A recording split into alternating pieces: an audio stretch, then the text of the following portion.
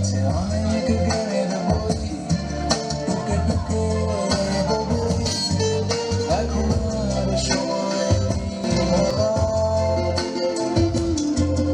আছে গভীর দীর্ঘশ্বাস, আছে শিক্ষার পরিহাস, আছে বই, আছে পাশ, বিরক্তি 12 মাস। ওরা বড় হবে চলবে গাড়ি, আর আমি কাটবো ঘাস।